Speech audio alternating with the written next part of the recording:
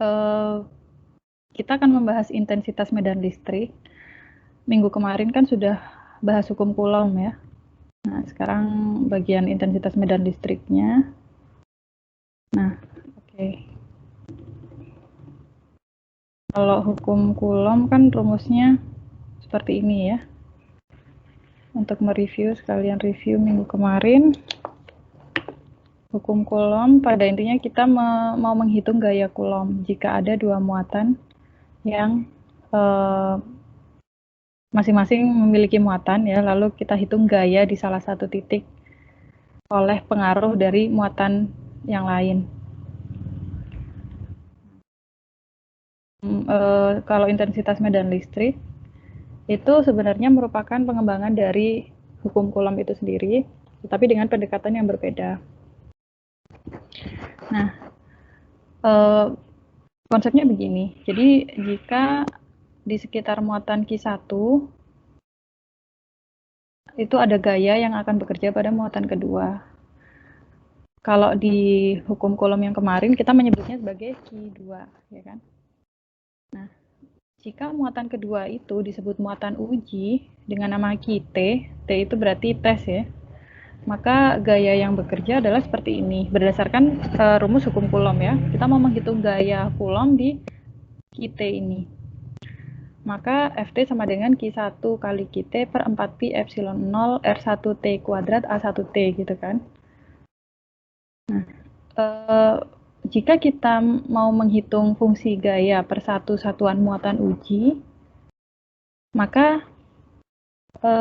Ft ini kita bagi dengan QT ya, karena kita mau mencari fungsi per satu satuan muatan uji. Begitu. Yang besar dan arahnya ditentukan oleh Q1 dan vektor jarak dari Q1 ke posisi muatan uji. Nah, fungsi itu tadi merupakan definisi dari medan vektor yang disebut sebagai intensitas medan listrik, simbolnya E. Ya. Nah, maka QT karena konsepnya per satu satuan muatan uji, maka QT ini kita bawa ke bawah ya, sehingga nanti menghasilkan Ft per QT untuk menghasilkan definisi per satu satuan muatan uji ini. Jadi seperti ini. Nah, Ft per QT itu adalah E, atau intensitas medan listrik. Jadi seperti ini. Berarti kalau E ini itu adalah intensitas medan listrik di titik T, di titik si muatan uji itu berada.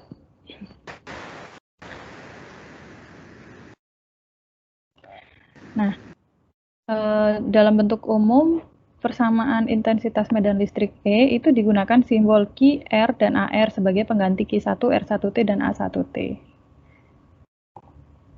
Di mana R itu adalah magnitudo vektor R, ya, yang merepresentasikan vektor jarak dari Q ke titik yang hendak diketahui intensitas medannya. Jadi kalau misal kita punya titik, ya, titik yang di situ terletak Q1, muatan ya, muatan Q1, lalu kita ingin menghitung intensitas medan listrik. Intensitas medan listrik itu kan kuat medan listriknya ya. Misal di suatu titik kita sebut titik P misal. Nah, maka di sini sejatinya kita mau menghitung E. E itu adalah intensitas medan listrik dan dia vektor. Nah, karena dia itu vektor, dia punya arah juga kan. Nah, di rumusnya ini, di persamaannya, E ini dipengaruhi oleh jarak. Dia berbanding terbalik dengan jarak. Sebenarnya rumusnya mirip ya dengan hukum Coulomb, hanya Q-nya cuma satu di sini. Karena memang di titik P ini tidak ada muatannya. Gitu. Jadi kita cari dulu jaraknya ini, vektor jaraknya yaitu adalah R. R vektor ya. Nah, maka di sini timbul E sebesar sekian. Nah, berarti kan kita tidak perlu lagi R1T ini ya, karena memang bentuk umumnya memakai R biasa. Ya, sehingga A-nya pun vektor satunya juga diganti sebagai AR. Sehingga rumusnya jadi seperti ini. Ini adalah bentuk umum untuk persamaan intensitas medan listrik. Ini sama dengan Q per 4 pi epsilon 0 R kuadrat AR. Gitu. Satuannya apa? Satuannya adalah, kalau dari pengertiannya ya, di mana E itu adalah F per Q, F itu adalah Newton, Q-nya adalah Coulomb, maka E itu Newton per Coulomb, ya kan? Tapi sesuai keperluan praktis, yang lebih umum dipakai, E itu adalah volt per meter. Dari mana voltmeter itu berasal? Dari persamaan satuan berikut ini ya. Jadi E itu kan Newton per Coulomb. Nah, Newton sendiri, jika pembilang dan penyebutnya ini kita kalikan dengan meter, maka menghasilkan seperti ini ya. Newton meter per Coulomb meter. Nah, Newton meter itu adalah joule. Sedangkan joule per Coulomb itu adalah volt, tegangan. Berarti E ini juga bisa memiliki satuan volt per meter. Nah, yang lazim dipakai adalah volt per meter.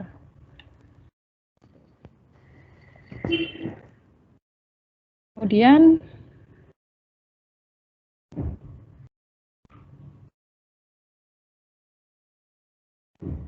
jadi seperti itu ya. Itu untuk bentuk umum persamaan intensitas medan listrik. Nah, nanti di sini kita akan melakukan beberapa pendekatan bagaimana jika E atau intensitas medan listrik itu berada di sistem koordinat bola. Bagaimana jika berada di sistem koordinat persegi. Nah, lalu bagaimana jika ternyata muatannya bukan merupakan muatan titik yang dari tadi kita pelajari, kita bahas itu kan baru berupa muatan titik ya, hanya ada satu titik yaitu Q1. Ini kalau satu titik, kalau misal 2 titik, 3 titik, 4 titik, itu juga bisa. Bagaimana kalau misal muatannya itu berupa muatan volume, ya, atau muatan garis, atau muatan lempeng, ya. Nah, itu pendekatannya akan berbeda, tapi dia menggunakan bentuk umum persamaan yang sama. Begitu. Lalu di sini ada beberapa pendekatan untuk muatan titik jika muatannya itu diletakkan di titik pusat sistem koordinat bola. Nah, berarti kan kalau digambar seperti ini ya, di sistem koordinat bola. Misal ini SKB ya dengan sumbu-sumbunya. Lalu ini irisan bola. Nah, Q-nya itu terletak di sini. Di sini ada Q. Kemudian kita ingin tahu titik intensitas medan listriknya di titik ini, titik P. Titik P-nya ada di permukaan bola. Nah, berarti jarak dari muatan tersebut ke titik P yang kita perlukan untuk memasukkannya di rumus ini sama dengan radius dari bola tersebut kan. Kalau di SKB berarti dia R kecil ya. Dia adalah komponen koordinat R. Nah, sehingga AR dari rumus ini tadi itu berubah menjadi AR, R-nya kecil. Karena vektor arah medan vektor E-nya itu searah dengan medan vektor R di situ. Sehingga rumusnya jadi seperti ini. Dengan satu-satunya skalar komponen yaitu ini ya. Perlu diingat bahwa kalau vektor itu memiliki komponen ya, komponen skalar dan komponen vektor satuan. Nah, di sini hanya ada satu skalar komponen, yaitu komponen di R saja ya kan. Sehingga dia memiliki komponen skalar komponennya yaitu ER sama dengan Q per 4 pi epsilon 0 R kuadrat. Itu kalau dia titik pusat Q-nya berada di titik pusat sistem koordinat bola. Lalu jika ternyata titik pusatnya, Q-nya bukan terletak di titik pusat sistem koordinat bola. Misal key-nya itu diletakkan di titik pusat sistem koordinat persegi. Nah, bagaimana? Ya kita cari juga R-nya ya, tapi kalau R di sistem koordinat persegi itu kan berarti dia merupakan vektor posisi, ya kan? Ini misal sistem koordinat persegi. Ada X, Y, sama Z. Nah, key-nya di titik pusat. Lalu di sini ada suatu titik ya, suatu titik P yang terletak di X, Y, Z. Nah, maka bisa digambar kan? Misal titik P-nya ada di sini. Ini P yang terletak di X, Y, Z. Nah, kalau key-nya adalah di titik pusat, maka jarak dari key ke P itu merupakan vektor posisi atau vektor radius. Nah, vektor radius kan R kecil juga ya notasinya. Maka yang perlu kita cari di sini dari R-nya itu adalah vektor posisi. Sekian XAX ditambah sekian YAY ditambah sekian ZAZ. Itu adalah R-nya. Gitu. Lalu untuk menghitung vektor satuannya, ya pakai rumus vektor satuan ya. AR sama dengan vektor R dibagi dengan magnitudo R. Gitu ya. Sehingga kalau dijabarkan, rumus yang tadi E sama dengan Q per 4 pi epsilon 0 R kuadrat kali AR itu dijabarkannya jadi seperti ini. Ini kan dari rumus yang tadi ya. Jadi seperti itu. Lalu ada case lagi, kalau misal muatan Q itu tidak lagi berada di titik pusat SKP, tapi agak geser. Jadi dia berada di titik sembarang ya dengan vektor posisi R aksen sama dengan X aksen AX ditambah Y aksen AY ditambah Z aksen AZ. Nah, bagaimana caranya? Ini rumusnya seperti ini ya, tapi penggambarannya ada di ini. Ada di slide ini. Untuk case yang pertama dari sistem koordinat persegi, itu kan seperti ini ya. Q-nya berada di titik pusat. Titik pusatnya ada di sini. P-nya di sini. Maka jaraknya, R-nya itu adalah vektor posisi ya. Vektor posisi apa sih? Vektor radius ya. Vektor posisi atau vektor radius adalah vektor yang ditarik dari titik pusat ke titik P. Nah, sama aja kan seperti ini berarti. Itu kalau Q-nya di titik pusat. Nah, kalau Q-nya bukan di titik pusat bagaimana? Misal dia geser ya. Ya, ini rumusnya ya, kalau misal dia di titik pusat, Q per 4 pi epsilon 0 R kuadrat, AR kan. Nah, AR kan berarti vektor R per magnitudo R. Sehingga jadi seperti ini kan. Nah, karena ini magnitudo R kuadrat dikali magnitudo R yang bawah ya, maka dia menjadi magnitudo R pangkat 3. Jadi seperti itu. Nah, selanjutnya kalau misal Q-nya, muatannya itu tidak terletak di titik pusat, tapi terletak di suatu titik X aksen, Y aksen, Z aksen. P-nya terletak di X, Y, Z.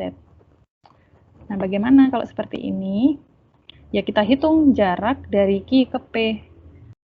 Caranya bagaimana? Nah, caranya seperti ini ya. Pertama, kita cari vektor radius dari masing-masing titik. Titik P kita peroleh vektor radiusnya berapa. Berarti kan R sama dengan X AX ditambah YAY ditambah ZAZ ya. Dari sini kan. Lalu R aksen berapa? R aksen adalah X aksen AX ditambah Y aksen AY ditambah Z aksen AZ. Nah, dari situ kan kita bisa menghitung R-nya ya, pakai aljabar vektor. R sama dengan R dikurang R aksen.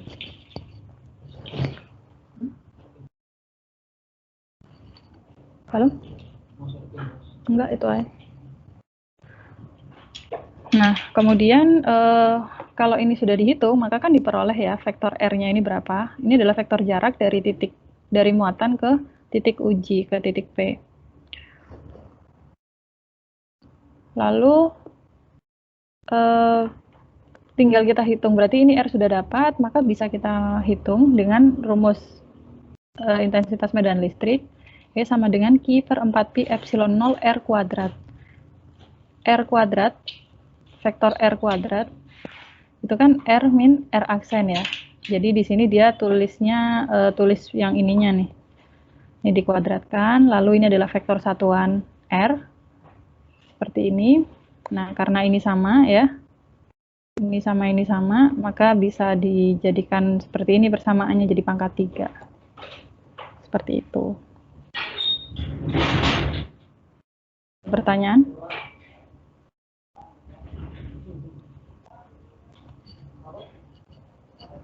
Ini kalau satu muatan ya, muatannya bisa lebih dari satu. Kalau lebih dari satu bagaimana? Nah, misal ini contohnya. Kalau muatannya lebih dari satu, ya berarti sebenarnya masing-masing muatan itu berkontribusi di suatu titik, ya itu berkontribusi dengan intensitas medan listriknya masing-masing. Artinya seperti ini ya, kalau di sini ada dua muatan yaitu Q1 dan Q2, lalu kita ingin menghitung intensitas medan listrik di titik P, maka sebenarnya Q1 ini juga memberikan kuat medan listrik di titik P sebesar E, ya, arahnya ke sini. E1. Kemudian Q2 itu juga memberikan andil intensitas medan listrik sebesar E2. Nah, dari sini ya kita bisa menghitung E, total intensitas medan listrik yang dibangkitkan oleh kedua muatan itu menggunakan penjumlahan secara vektor dari masing-masing intensitas medan listrik yang ditimbulkan oleh muatan. Ada E ke sini, ada E2 ke sini, maka intensitas medan listrik totalnya adalah ini, ya, arahnya ke sini. Kita jumlahkan secara vektor. Nah, penjelasannya, intensitas medan listrik yang dibangkitkan dua muatan titik Q1 di R1 dan Q2 di R2 sama dengan jumlah vektor medan listrik yang ditimbulkan Q1 dan Q2 secara sendiri-sendiri. Sini ya, A1 dan A2 itu adalah arah vektor satuan pada arah R1 kurang R1 dan R2 kurang R2. Artinya ini adalah vektor R1 ya, yaitu vektor jarak dari Q1 ke P. Lalu di sini adalah R2, yaitu vektor jarak dari Q2 ke P. Cara mencarinya bagaimana? Sama seperti di slide sebelumnya tadi, masing-masing kita cari dulu vektor posisinya atau vektor radiusnya. Sebenarnya nggak harus diperoleh persamaan R vektor posisi itu sama dengan sekian gitu, nggak. Kalau misal sudah paham konsepnya, bisa langsung dikurangkan ya. Jadi langsung diperoleh R1 sama dengan sekian X, sekian AX, sekian AY gitu.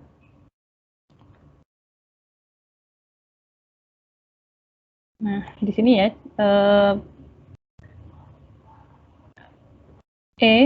intensitas medan listrik total yang terletak di titik P dari pengaruh kedua muatan itu adalah jumlah secara vektor dari medan listrik yang ditimbulkan oleh Q1 dan Q2. Maka E1 ditambah E2 gitu kan. Nah, Q1 dijabarkan ya. E1 itu apa, E2 itu apa. Ini kalau dua muatan. Kalau N muatan titik bagaimana? Misal 1000 muatan titik. Ya berarti kita jumlahkan sejumlah 1000 gitu ya. Jadi seperti ini. Kalau untuk N muatan titik maka berlaku sampai Qn sampai En di sini ya. Kita hitung intensitas medan listriknya dari muatan ke N itu sampai seperti itu. Atau kalau secara ringkas kita tuliskan dengan notasi matematika jadi seperti ini ya. E fungsi radius sama dengan sigma M sama dengan 1 hingga N Qm per 4Pi epsilon 0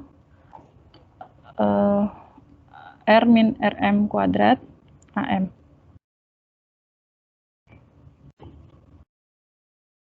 Ada pertanyaan nggak sebelum masuk ke contoh soal?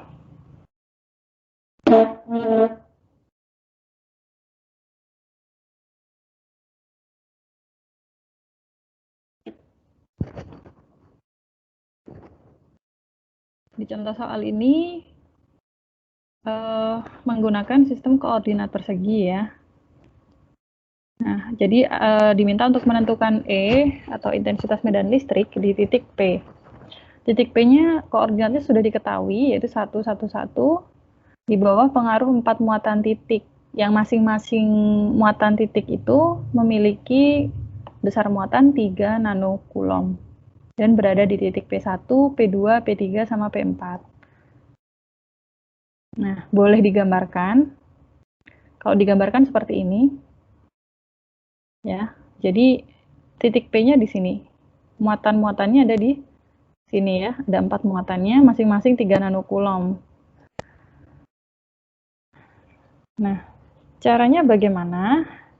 Kita perlu cari tahu dulu nih jarak dari tiap muatan ke titik P tersebut. Dimulai dari P1 sampai P4 ya. Kita cari dulu vektor posisinya. Vektor posisi P, P1, P2, P3, P4. Vektor posisi P atau kita sebutnya sebagai R di sini. Ya, itu jika digambarkan maka di sini ya. Ini kan titik pusatnya di sini. Sementara vektor posisi dari P itu tentu ditarik dari titik pusat ke titik P. Ya. Sehingga diperoleh R sama dengan AX ditambah AY ditambah AZ. R1 juga gitu. Kita cari vektor posisinya. R1 sama dengan AX ditambah AY ya. Karena AZ-nya 0 maka tidak ditulis di sini ya. Lalu begitu juga dengan R2, R3 sama R4. Nah, setelah diperoleh vektor posisinya, maka kita dapat menghitung vektor jarak. Ini adalah vektor jarak dari P1 ke P, dari P1 ke P ya, yaitu R min R1. Magnitudonya tinggal kita beri mutlak ini tadi, yaitu magnitudo AZ. Mutlak AZ sama dengan 1. Pakai rumus cara mencari magnitudo ya, yaitu akar X kuadrat ditambah Y kuadrat tambah Z kuadrat sebenarnya ya jika dijabarkan. Kalau di sini langsung dituliskan hasilnya. Kemudian ini magnitudo dari jarak P2 ke titik P nih ya. Dan begitu seterusnya sehingga diperoleh magnitudonya adalah sekian. Nah, kemudian ngapain? Ya kita masukkan rumus. Rumusnya tadi untuk muatan titik ya yang lebih dari 1 kan seperti ini. Sigma Qm per 4pi epsilon 0 R kuadrat AM.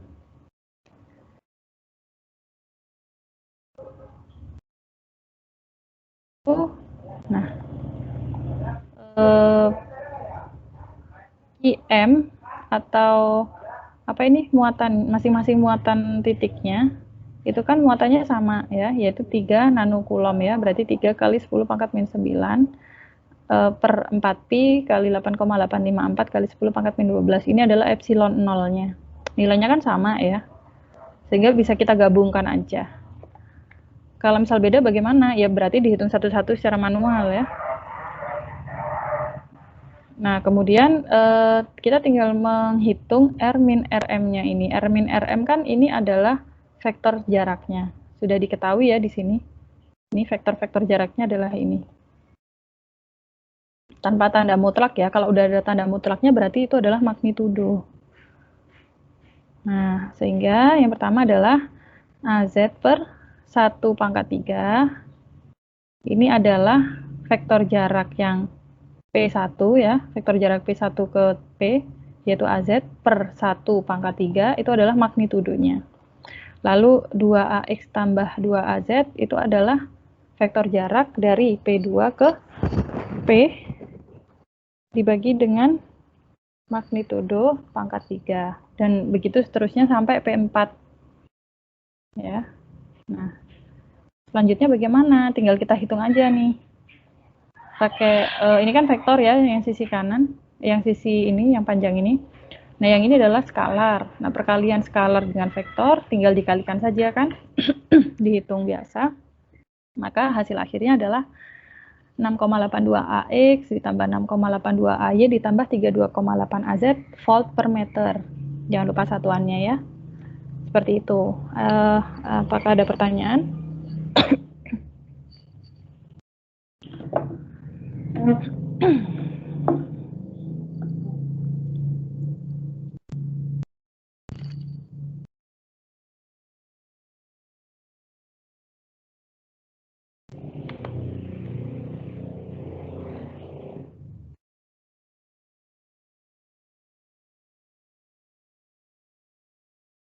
Oke, saya rasa udah jelas.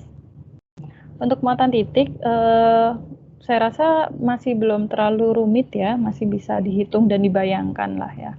Nah, selanjutnya kita akan memasuki konsep untuk muatan volume dan muatan garis, lalu terakhir ada muatan lempeng. Nah, kalau muatan volume, bagaimana? Kita mendekatinya menggunakan kerapatan suatu muatan. Nah, kerapatan muatan volume itu didefinisikan sebagai jumlah muatan per satuan volume, dinyatakan dengan notasi rho V. V di sini berarti menunjukkan volume, rho itu adalah kerapatan muatan ya. Maka nanti untuk kerapatan muatan garis, kerapatan muatan garis, lalu kerapatan muatan lempeng atau permukaan, notasinya berbeda. Berbeda di V-nya ini saja. Satuannya adalah coulomb per meter kubik. Ya. Sebenarnya konsepnya ya kalau kita menghitung kerapatan ya, kalau misal diibaratkan kita mau menghitung kepadatan penduduk di Pulau Jawa gitu ya, ini Pulau Jawa. Lalu di sini ada penduduk gitu kan. Jika diketahui luas Pulau Jawa adalah L, lalu kerapatan penduduknya adalah rho, dan kita ingin menghitung jumlah penduduk di Jakarta dengan luas Jakarta itu adalah LJ misalnya, maka jumlah penduduknya atau kita sebut sebagai X saja ya, maka kita dapat menghitung jumlah penduduk di Jakarta itu dengan pendekatan kerapatan penduduk itu kan, yaitu rho dikalikan dengan luas Jakarta gitu. Nah, kurang lebih konsepnya seperti itu juga untuk muatan. Nah, jadi kalau di muatan volume, misal kita mau menghitung sejumlah kecil muatan delta Q dalam volume ukuran kecil yang mendekati 0, yaitu delta V, maka dapat dihitung dengan rumus seperti ini ya. Kita mau menghitung berapa besarnya muatan delta Q. Ya berarti tinggal dikalikan aja kerapatan muatan volumenya berapa dikalikan dengan volume yang ingin diukur muatannya gitu. Seperti ini ya. Lalu dengan prosedur pengambilan limit, maka rho V sama dengan delta Q per delta V itu dapat didekati dengan limit delta V mendekati 0. Rho V sama dengan dQ per dV. Kalau limit itu masalah yang matematis tadi ya. Nah, rho V kan dQ per dV, sehingga dQ itu sama dengan rho V dV ya. Nah, kalau kita ingin mencari Q, maka kita integralkan ruas kiri sama ruas kanan ya dengan integral. Integral, Q, total muatan dalam suatu volume itu sama dengan integral volume rho V dV. Perlu diperhatikan di sini walaupun hanya ada satu tanda integral yang dituliskan, namun kuantitas diferensial dV, diferensial volume kan berarti di sini, itu mengindikasikan integrasi untuk seluruh dimensi volume. Sehingga integral lipat 3 harus diselesaikan. dV diferensial volume kalau di SKP berarti dia adalah dx, dy, dz ya. Kalau di SKS dia adalah rho, d rho, dv, dz. Masih ingat kita sempat membahas besaran diferensial untuk tiap sistem koordinat ya. Kalau dv untuk SKB itu panjang, saya nggak hafal. Tapi seperti ini ya. Disinilah diferensial volume, besaran-besaran diferensial itu baru dipakai. Nah, dx, dy, dz itu kan berarti ada 3 diferensial ya di sini. Maka integralnya pun nanti ada integral lipat 3 atau integral lapis 3. Jadi ada 3 integral. Lalu ini adalah rho v dan ini adalah dv-nya. dv-nya dia adalah misal kalau di SKP ya, kalau permasalahannya ada di SKP berarti ya dx, dy, dz. Seperti ini nanti ya yang akan kita lakukan. Berarti integral batas-batasnya itu adalah batas X, ini batasnya Y, ini batasnya Z. Kita selesaikan satu-satu integralnya ya. Jadi seperti itu.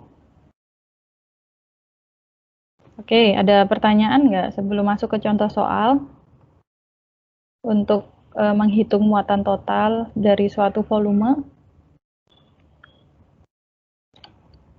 Kalau ada pertanyaan silakan langsung ditanyakan, dipotong saja nggak apa-apa ya.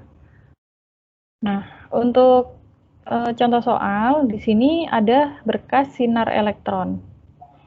Nah, kita diminta untuk menghitung muatan total di dalam potongan 2 cm berkas sinar elektron.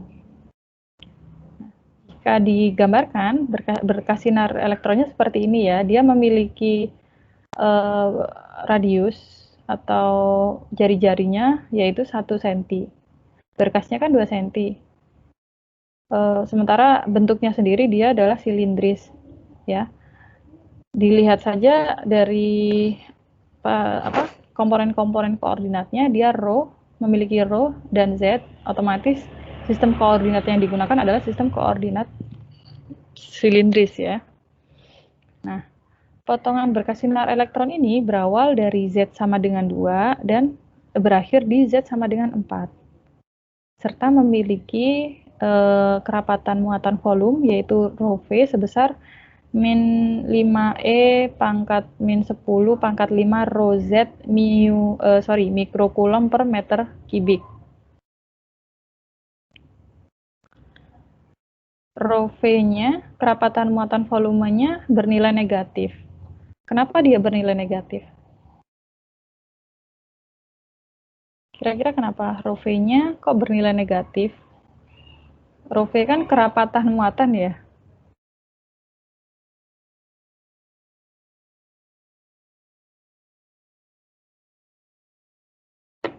Ada yang bisa menjawab? Kenapa rho v-nya negatif? Apakah rho v itu boleh negatif? Apakah kerapatan muatan itu bisa bernilai negatif? Coba. Bisa nggak ya? Jadi kerapatan muatan itu bisa bernilai negatif kalau memang muatan di dalamnya itu negatif ya. Berarti memang di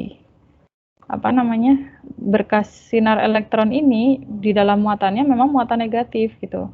Dia bermuatan negatif sehingga kerapatan muatannya pun dia bernilai negatif juga. Ya tentu ya namanya aja berkas sinar elektron gitu, bukan berkas sinar proton ya kan. Karena elektron sendiri bermuatan negatif ya.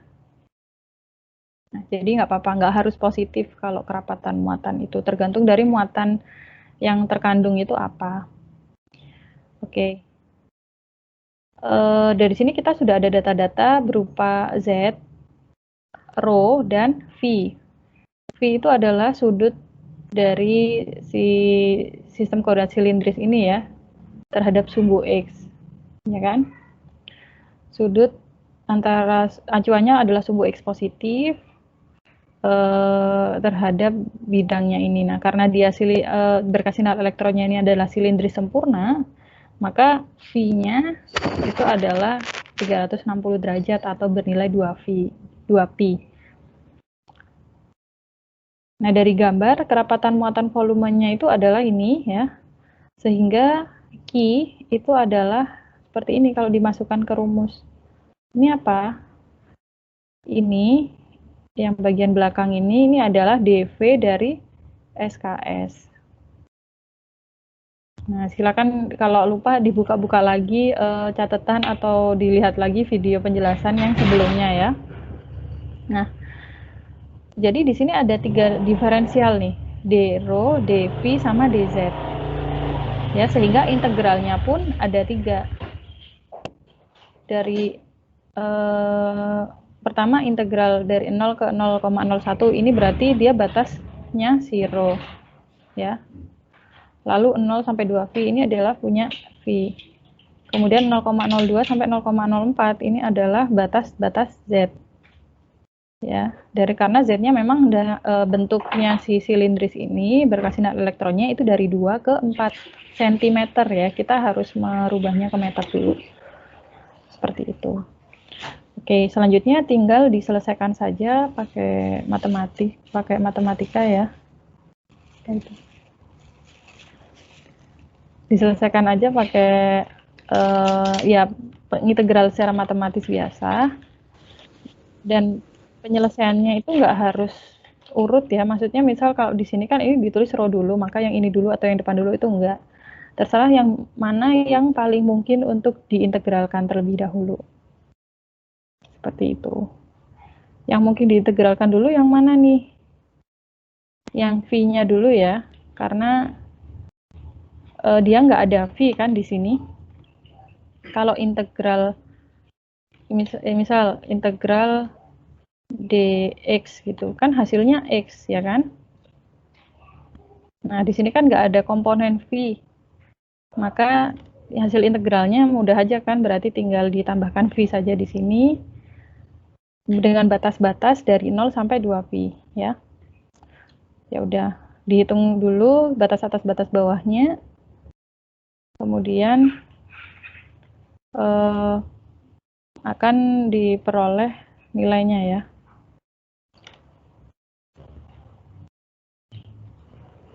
Seperti itu. Nah, selanjutnya apa yang bisa dihitung nih? Kita integralkan rho-nya dulu aja ya. Karena kayaknya Z dulu, Z dulu. Karena Z ini di apa namanya?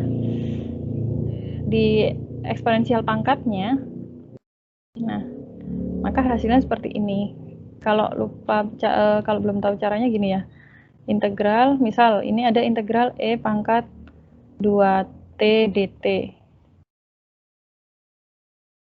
Nah, kalau integral berarti di sini kan yang mau diintegralkan kan T-nya ya. Nah, maka kalau integral eksponensial pangkat seperti ini, itu hasilnya adalah 1/2 E pangkat 2T dt. Jadi integral eksponensial itu berlaku, ini udah nggak ada ya, dt-nya udah hilang. Jadi hasilnya seperti ini, setengah E pangkat 2T. Ini kalau integral berarti koefisien pangkat T-nya ini dibawa ke bawah di 1 per kan. Gitu. Nah, sehingga dalam hal ini kasusnya sama ya. Nah, makanya min 10 pangkat 5 rho ini adalah koefisien dari eksponensial pangkatnya kan. Dia jadi turun ke bawah.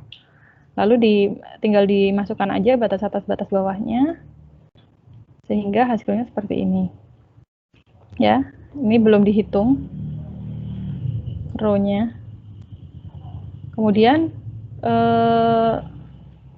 terakhir kita mengintegralkan dia terhadap rho. Diintegralkan menghasilkan integral eksponensial biasa ya, tinggal koefisien pangkatnya itu kita turunkan aja. Maksudnya kita taruh kita letakkan di bawah, diseper kan, ya. Jadi seperti ini.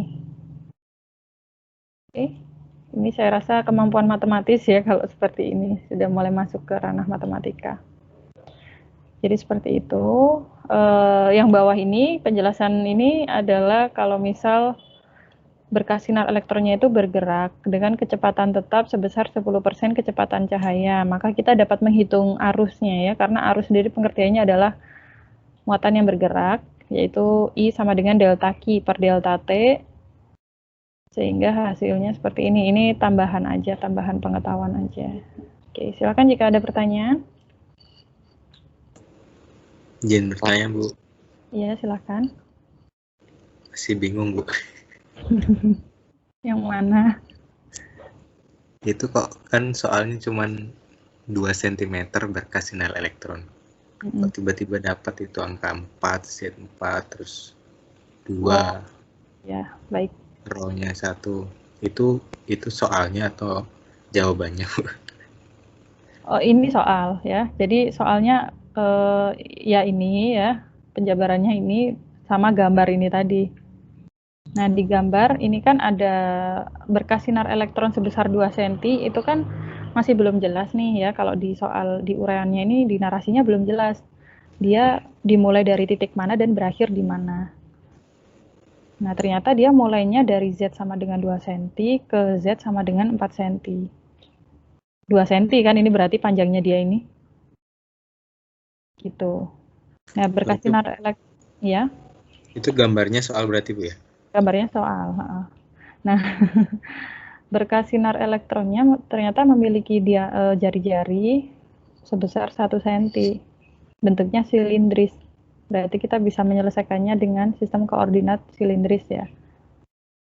Gitu. Bagaimana tadi limit-limitnya, integralnya ini memiliki batas ini ya, berarti dari gambar ini kan ini masing-masing ya. Pertama ini yang ini integralnya ini berarti limit row-nya. Sama integral juga udah lupa. Sama seperti kita menghitung volume volume suatu benda ya menggunakan integral, itu kan prinsipnya sama. Kita lihat dulu bendanya itu bentuknya seperti apa. Ternyata bentuknya silindris sempurna. Ya, full nih. Buletannya full. Lalu pasti memiliki jari-jari ya.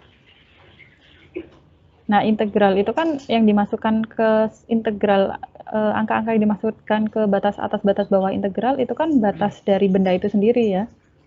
Jadi yang pertama ini adalah integral dari rho. Ya, ini adalah batas atas batas bawahnya rho. Rho-nya dari mana ke mana? Dari 0, dari sini kan, sampai 1. Nah, makanya dia 0 sampai 0,01. Lalu ini V. Satuannya V itu meter, Bu ya? Meter. Makanya dia jadi 0,01 ya. Karena rumus dari Q-nya kan pakai satuan SI ya, standar internasional. Makanya harus kita rubah semua satuannya ke SI juga untuk batas-batasnya. Dan supaya sinkron juga ya dengan ininya, rho V yang diketahui ini. Kemudian integral yang ini itu adalah untuk batasnya si V. V kan sudut dari sumbu X positif. Sumbu X positif kan di sini ya. Kalau kita pakai garis bantu. Nah, sudut dari sumbu X positif ke bidang silinder tersebut. Nah, silindernya kan bulat sempurna nih. Dari sini ke sini, maka 360 derajat kan sudut V-nya itu. Iya, Bu. Nah, sudut V-nya 360 derajat, berarti kan 0 sampai 2V. Lalu, untuk Z-nya dimulai dari mana? Dari 2 cm ke 4 cm. Maka di sini batasnya, integralnya adalah 0,02 sampai 0,04. Gitu. Jadi seperti itu ya. Untuk yang selanjutnya tinggal kemampuan matematis masing-masing. Seperti itu. Kalau dari perhitungannya ada yang masih bingung mungkin? Silakan jika ada yang mau ditanyakan ya. Ini soal ini tuh masih bisa lah dipahami. Untuk soal yang selanjutnya itu dia lebih Apalagi untuk yang itu ya, kasus-kasus muatan garis sama muatan lempeng, itu dia lebih absurd, lebih abstrak lah. Ya nanti kita pelan-pelan aja belajarnya. Itu.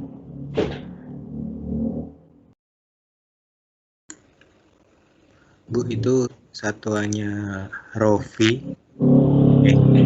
ya Rovi, itu min 5 eksponensial min 10 pangkat 5 itu. Pasti ada rho Z-nya itu, Mbak. Itu.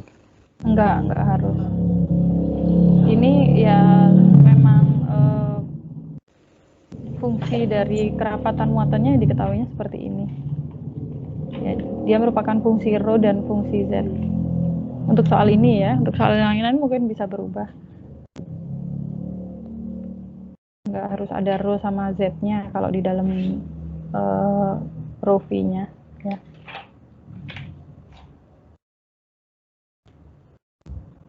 Seperti itu ya. Berarti kalau seperti ini, kerapatan muatannya itu berubah terhadap rho dan Z. Artinya kerapatan muatan di sini akan berbeda dengan di sini gitu ya. Tapi karena muatannya diseragamkan, maka rho V-nya jadi seperti ini gitu loh, dibuat suatu fungsi terhadap rho dan Z. Tapi justru karena seperti ini, ya memang dari soalnya sih, ini ada rho sama Z-nya ya.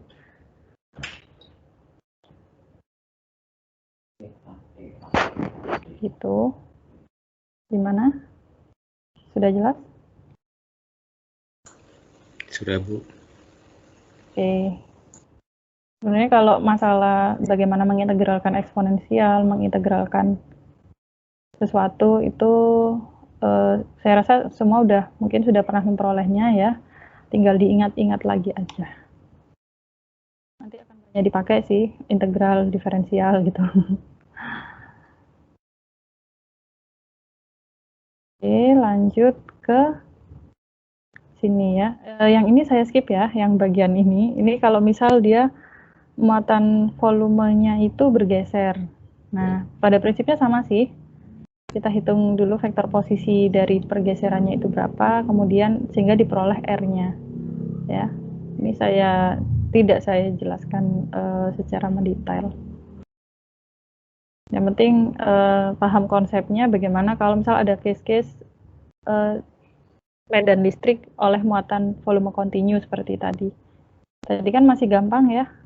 Dia masih berada di sumbunya si berkas sinar elektronnya itu masih berada di sumbu Z gitu. Sehingga rho-nya langsung ketemu. Lah kalau misal dia geser di sini udah pusing lagi kan pasti. Ya itu aja lah, tadi udah cukup. Oke, selanjutnya bagaimana medan listrik oleh sebuah muatan garis. Nah, ini mungkin yang agak sedikit perlu berpikir ya. Jadi ini ya, di sini ada case contoh dari sebuah muatan garis yang letaknya itu berada di sumbu Z. Jadi di sepanjang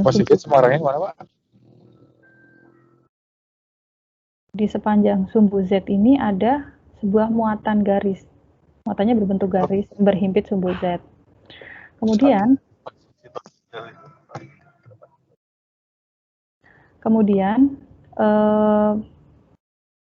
karena ini adalah suatu muatan garis, maka dia memiliki kerapatan muatan garis ya, yang kita sebut sebagai rho L.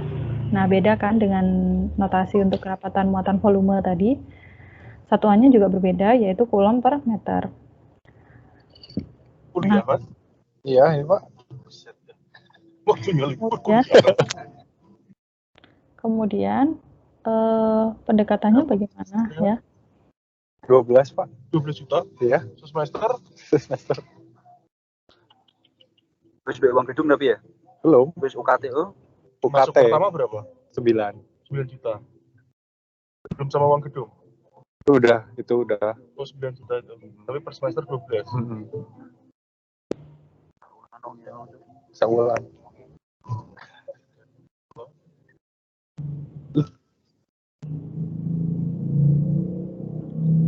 Nah, kemudian dari garis tersebut ya, maka kita peroleh rho L-nya dengan satuan coulomb per meter. Nah, ini mungkin agak susah untuk dibayangkan ya, tapi mohon dipahami pelan-pelan. Nah, kalau misal di sini ada titik P-nya ada terletak di sini ya. Titik P-nya di sini. Lalu, bagaimana kita menghitung medan listrik di titik P ini oleh distribusi muatan garis yang panjangnya tak berhingga ini. Nah, cara menurunkan rumusnya bagaimana? Jadi kita cuplik aja garis ya yang sangat kecil mendekati 0 yang kita sebut sebagai deki. Ini ada deki. Deki itu adalah berarti deki bisa kita hitung dong, yaitu rho L dz aksen. Z aksen itu adalah posisi dari si garis yang kita cuplik tersebut. Ya, ini sebenarnya penurunan rumus ya, setelah ini kita bahas. Nah, sehingga deki ini bisa kita ibaratkan, kita dekati dia sebagai sebuah titik, muatan titik. Nah, maka kita bisa cari R-nya, ya, jarak dari deki tersebut ke titik P, yaitu sebesar R. R sama dengan R min R aksen. R itu apa? Vektor radius dari titik pusat ke titik P. Sedangkan R aksen adalah dari titik pusat ke deki tadi ya, kecuplikan muatan garis tadi itu. Maka diperolehlah R. Oke.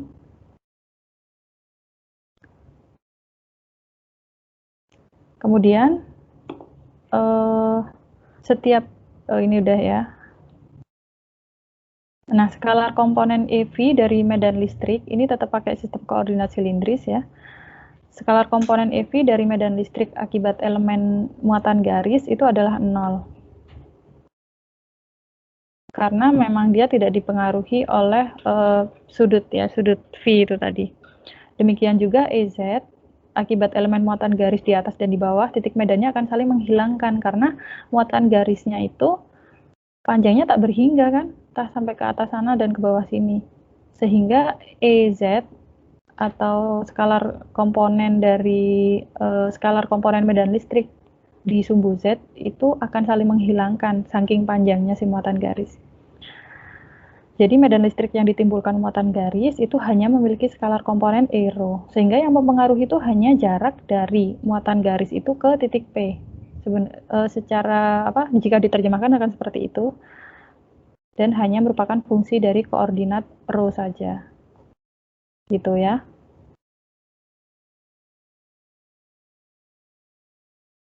Sehingga karena pendekatannya sama seperti muatan titik, rumusnya mirip-mirip ya dengan muatan titik. Ini saya skip aja ya, langsung ke penjelasan akhirnya. Karena skalar komponennya hanya ada pada sumbu rho, maka pada komponen koordinat rho ya, maka hanya tersisa E rho ini saja. E rho sama dengan integral dan seterusnya itu kalau dihitung maka akan menghasilkan seperti ini ya. E sama dengan rho L per 2V epsilon 0 rho A rho. Kenapa hanya rho ya? Karena yang berpengaruh hanya komponen koordinat di rho saja karena Z-nya tadi udah saling meniadakan kan. Lalu V juga tidak berpengaruh.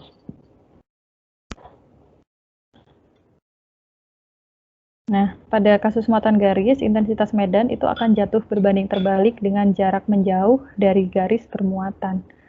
Artinya semakin jauh titik P, titik uji kita ingin menghitung intensitas medan listrik, itu akan semakin kecil nilainya ya, karena dia berbanding terbalik. E sama rho ini kan berbanding terbalik.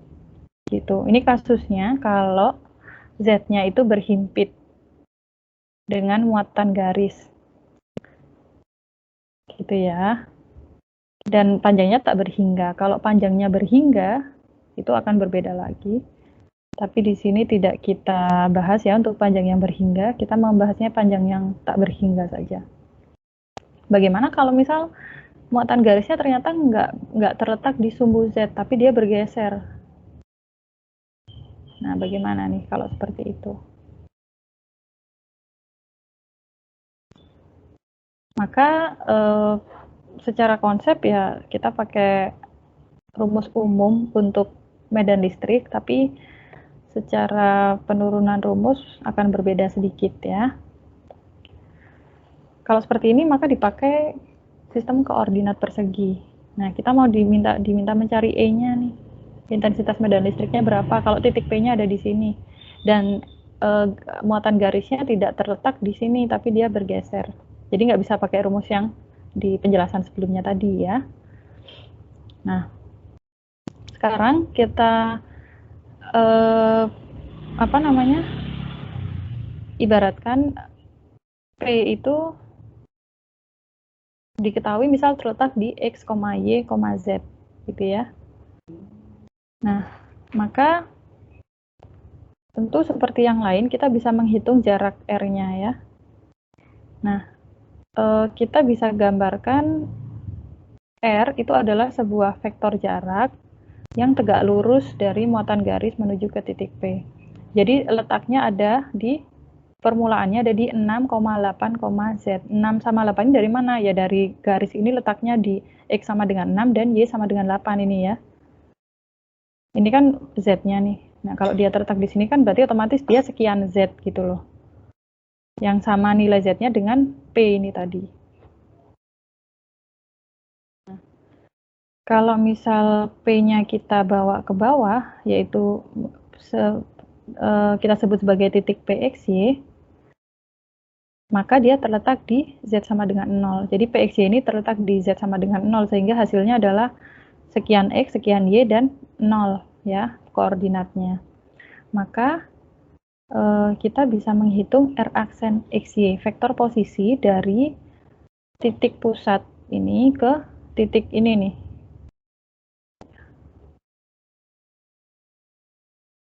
Kemudian vektor posisi RXY itu adalah vektor posisi dari vektor dari titik pusat ke titik PXY.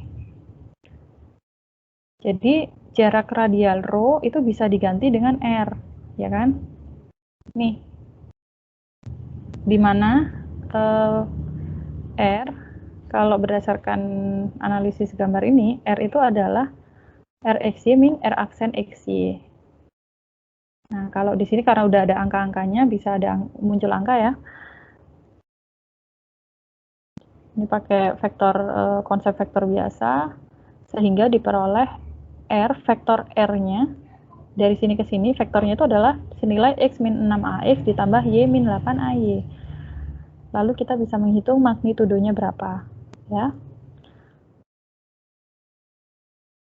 ARO diganti dengan AR. Yaitu seperti ini ya. Rumus yang tadi kan awalnya pakai rho ya kalau di penjelasan yang sebelumnya tadi ya, kalau muatan garisnya berada di sumbu Z. Nah, kalau geser kita ganti menjadi AR sehingga rumus yang awalnya seperti ini dari slide sebelumnya tadi E sama dengan rho L per 2 V epsilon 0 rho ARO, maka dia menjadi rho L per 2 V epsilon 0 RAR. Karena memang di sini notasinya pakai R. Nah, ya sudah. R ini kan udah kita cari ya, ini ya. AR-nya sudah kita cari juga. Ini harusnya R nih. Sehingga diperoleh seperti ini ya. Tinggal dihitung aja. P-nya ini terletak di XY berapa, nanti tinggal dimasukkan ke sini aja. Ya. Jadi cara mencarinya seperti itu. Ada pertanyaan nggak?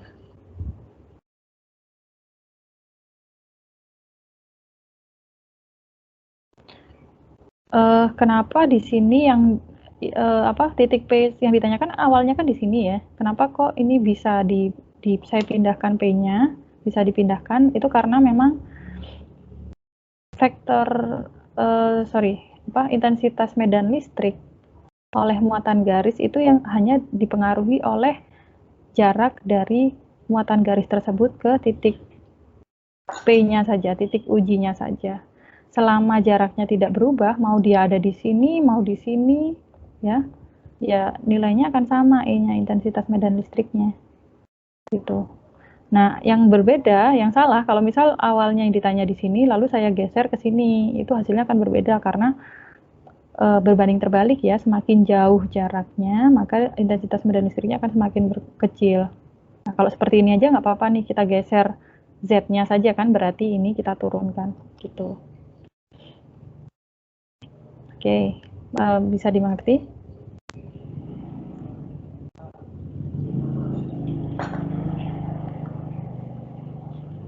Paham ya? Belum, Bu. Belum. Yang mana yang belum paham?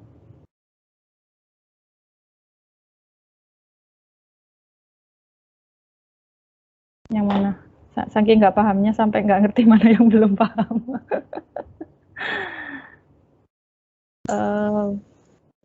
Yang mana? Mungkin bisa saya jelaskan lagi Bisa yang belum. diulang soalnya tadi, Bu. Baik. Jadi gini ya, saya slide sebelumnya aja.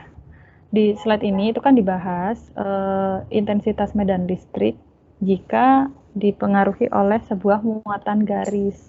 Nah, muatan garisnya terletak di mana? Muatan garisnya terletak berhimpit atau terletak di sumbu Z. Sumbu Z itu kan di sini ya. Nah, jadi dibayangkan seperti itu dulu. Nah, kalau seperti ini kasusnya, maka dia rumus akhirnya itu seperti ini ya, setelah tadi diturunkan panjang lebar, hasilnya itu seperti ini, intensitas medan listriknya, yaitu E sama dengan rho L per 2V epsilon 0 rho A rho. Oke. Di sini bisa dilihat bahwa dia akan berbanding terbalik dengan jarak menjauh dari garis bermuatan. Jadi kalau misal P-nya di sini, titik yang ingin kita ketahui besarnya intensitas medan listrik itu di sini, maka jarak dari garis ke P itu adalah rho. Gitu loh. Semakin jauh titik P-nya, maka intensitas medan listriknya akan semakin kecil. Nah, lanjutnya, kasus yang ini itu adalah kalau misal ternyata muatan garisnya itu tidak terletak di sumbu Z. Tidak terletak di sumbu Z, tapi ada di suatu tempat yang dia sejajar sumbu Z. Tahu ya, bukan berhimpit tapi sejajar ya. Sejajar itu berarti ya kalau Z-nya gini ya berarti garisnya gini gitu loh. Nah, maka di soal ini sudah diketahui koordinatnya si garis ini ya, dia terletak di kalau titik ini ya, di titik yang ini, dia terletak di X sama dengan 6, Y sama dengan 8, dan Z sama dengan 0. Berarti titik ini kan terletak di Z sama dengan 0, gitu ya. Oke, diminta untuk menghitung E. Intensitas medan listrik di mana? Di titik P. Titik P-nya ada di sini nih. Titik P-nya diketahui ya, sekian X, sekian Y, sekian Z, tapi di soal ini hanya dituliskan X, Y, Z saja. Nah, kalau seperti ini bagaimana kita cara mencarinya? Kan berarti nggak bisa kita pakai langsung rumus yang tadi kan ya. Perlu kita modif sedikit. Nah, jadi cara mencari P-nya, cara mencari E-nya dari titik P ini, kita cari dulu R-nya ya. R itu adalah jarak dari garis ke P gitu kan. Itu kan yang kita perlukan untuk memakai rumus yang tadi itu. Nah, di sini kita pakai sistem koordinat persegi. Kenapa seperti itu? Karena memang yang diketahui di sini sistem koordinat persegi semua ya. Dan lebih mudah memang mendekatinya dengan sistem koordinat persegi kalau kasusnya tidak berhimpit di sumbu Z si muatan garisnya itu. Nah, jarak dari muatan garis ke titik P itu kita sebut sebagai R. Jaraknya tegak lurus ya, kita tarik dari muatan garis. Maka letak awal mulanya ini ya, kita menarik garis R itu di 6,8, Z. Sekian Z. Sama Z-nya ini sama ini. Nah, kita bisa melakukan pendekatan dengan yang lebih mudah, kita geser P-nya itu. supaya terletak di Z sama dengan 0. Tapi dengan jarak yang sama sebesar R. Nah, nggak apa-apa. Kenapa nggak apa-apa? Karena intensitas medan listrik oleh sebuah muatan garis itu dipengaruhi oleh jarak dari muatan garis itu ke suatu titik ujinya. Selama jaraknya sama dan kerapatan muatan garisnya sama, maka intensitas medan listriknya akan sama. Makanya dia bisa digeser. Kenapa digeser ke Z sama dengan 0? Supaya lebih mudah dianalisis, diturunkan rumusnya. Gitu ya. Berarti kan kita tetap harus mencari R. Nah, kalau dibawa ke Z sama dengan 0, ini lebih mudah ya, karena seenggak-enggaknya Z-nya itu sudah diketahui di sini Z sama dengan 0.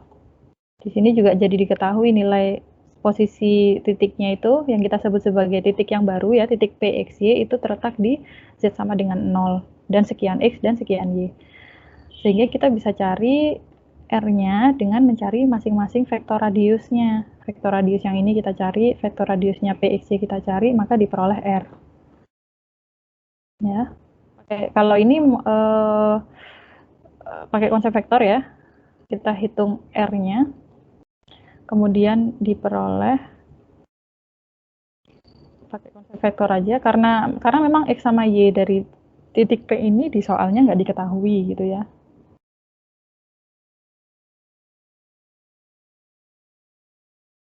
Nah, sehingga vektor R-nya diketahui, lalu magnitudonya diketahui, dapat dihitung ya.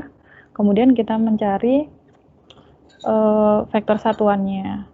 Karena kita sekarang pakai sistem koordinat persegi, maka di sini dan vektor jaraknya adalah vektor R di sini ya, maka vektor satuannya juga menyesuaikan ya, pakainya AR. Nah, vektor satuan adalah vektor R per magnitudo R. Sehingga E, tadi rumusnya kan seperti ini ya. Nah,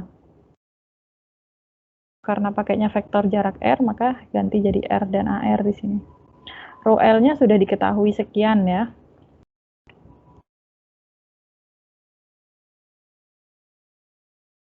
Oh, rho L-nya belum diketahui, nggak ada di soal ternyata, sorry.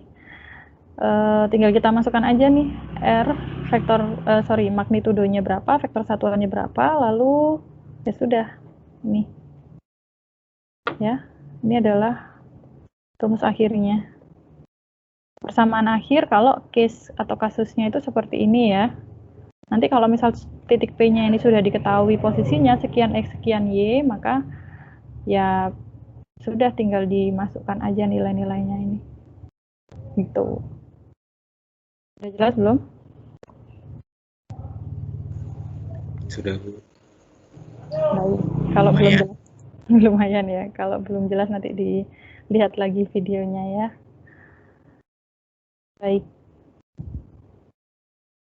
Nah, selanjutnya ini ada sebuah muatan lempeng. Nah, tadi muatan garis berarti udah ya penjelasannya. Masuk ke bagaimana kalau medan listriknya itu diakibatkan oleh sebuah muatan lempeng. Muatan lempeng ya anggap aja selembar muatan gitu ya. Dia juga memiliki kerapatan muatan yang disebut kerapatan muatan permukaan atau rho S notasinya. S di sini singkatan dari surface. Dengan satuan adalah coulomb per meter persegi. Jika lempengnya itu tak berhingga luasnya, maka kita dapat mencari intensitas medan listriknya di suatu titik ya. Misal di sini titiknya titik P. Nah, lempengnya yang mana? Lempengnya yang ini nih. Yang warnanya agak beda ini lempengnya terletak di situ. Nah, maka caranya mirip seperti muatan garis tadi, kita cuplik, kita ambil sedikit dari luas lempeng tersebut untuk kita analisis. Ya. Jadi ini ya, yang dicuplik adalah yang bagian berwarna biru ini. Kemudian kita perlu mencari jarak. menghitung jaraknya ini, R-nya. Lalu jika P-nya ini terletak di sumbu X, berarti kan nilainya sekian X, 0Y, 0Z gitu kan. Makanya P ini X, 0,0. Ini akan lebih memudahkan untuk menurunkan rumus. Apakah selalu seperti ini? Nggak harus ya. Bisa jadi P-nya di sini, tapi kan tentu kita lebih susah menganalisisnya ya. Karena kalau P di sini berarti dia nilainya nggak 0,0 lagi belakangnya tuh. Gitu, sehingga ini untuk memudahkan analisis saja, karena ini baru pertama membahas muatan lempeng, maka dibuatlah titiknya mudah aja terletak di P yang terletak di sumbu X. Ini kan sumbu X ya. Oke. Nah, di titik P ini tentu kita harus menghitung intensitas medan listrik pada sumbu X dan sumbu Y. Ya.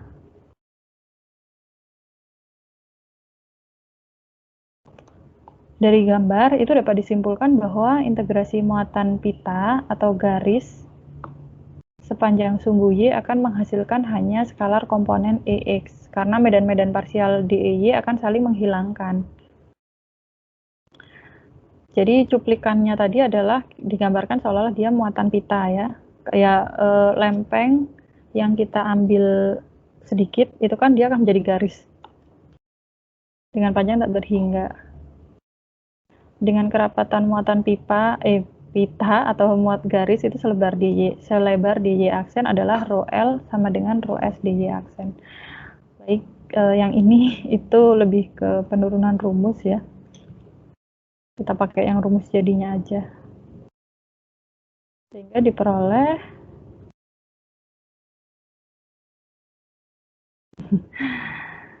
sini ya hasil akhirnya persamaan medan listrik oleh muatan lempeng yaitu E sama dengan rho S per 2 epsilon 0 AN. AN berarti ini vektornya arah normal terhadap lempeng. Lempengnya kan ini, anggap aja lempengnya adalah layar ya, atau monitor ini. Maka arah dari E-nya kemana? Dia keluar dari ke sini ya, dia tegak lurus. Jadi ya bisa dibayangkan sedikit seperti itu. Jadi seperti ini ya rumusnya.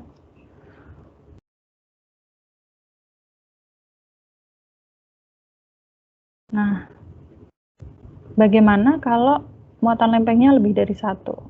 Nah, tadi kan rumusnya ini ya, rho S per 2 epsilon 0 AN ya.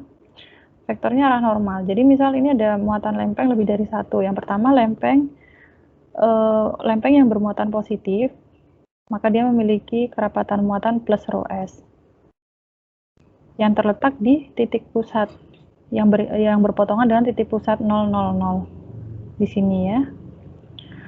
Kemudian kita dapat mencari intensitas medan listriknya akibat muatan yang bernilai positif ini, muatan lempeng positif ya. Yang tanda merah-merah ini adalah ilustrasi dari intensitas medan listriknya. Jadi seperti ini. Ingat, karena ada aksi reaksi, maka intensitas medan listriknya tidak hanya satu arah ya. Nah, jadi kalau X lebih dari 0, di sini kan 0 nih, X sama dengan 0 kan di sini. X lebih dari 0 berarti ke sini ya. Itu nilai intensitas medan listriknya oleh lempeng yang ini itu adalah rho S per 2 epsilon 0 AX. Dia searah vektor satuan AX ya.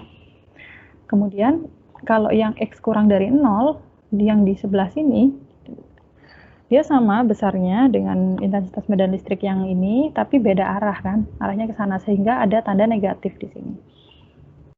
Nah, itu karena baru satu muatan lempeng kan. Lalu bagaimana kalau ternyata ada muatan lempeng kedua yang berada di X sama dengan A? Ya.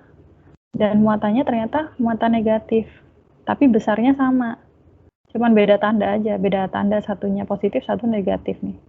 Satunya 10 kulom, satunya min 10 kulom gitu ya. Nah, dia juga muatan lempeng yang berwarna hijau ini juga menghasilkan intensitas medan listrik kan di sekitarnya. Nah, ya digambarkan oleh garis berwarna hijau ini. Kemudian E-nya berapa? Jadi sini ada dibagi menjadi dua bagian juga ya. Kalau X lebih dari 2, X lebih dari A, berarti kan di sini nih areanya. Itu nilainya adalah min rho S per 2 epsilon 0 AX. Karena arahnya ke sana nih. Dia berlawanan dengan arah vektor satuan AX. Arah vektor satuan AX kan sini, sehingga makanya tandanya negatif. Kemudian untuk X kurang dari 2, E-nya adalah ke sana, searah dengan vektor satuan AX, sehingga tandanya positif. Lalu jika diperhatikan, ini itu kan punyanya si ini ya. Lalu yang merah ini, E-nya adalah sebesar ini. Nah, dia saling meniadakan. Yang ini juga gitu. Karena berlawanan arah, tapi nilainya sama, dia saling meniadakan. Konsep vektor kan seperti itu ya. Sehingga untuk X lebih dari A, di daerah sini, itu E-nya sama dengan 0. Sedangkan untuk daerah O sampai A, 0 ya. 0 sampai A itu dia saling menguatkan nih. Arahnya sama karena dua lempeng tadi. Arahnya sama ya, satu ke sini, satu juga ke sini nih yang hijau. Sehingga E-nya adalah rho S per epsilon 0 AX. Lalu untuk X kurang dari 0, dia E-nya adalah 0 juga. Jadi gitu. Ada pertanyaan?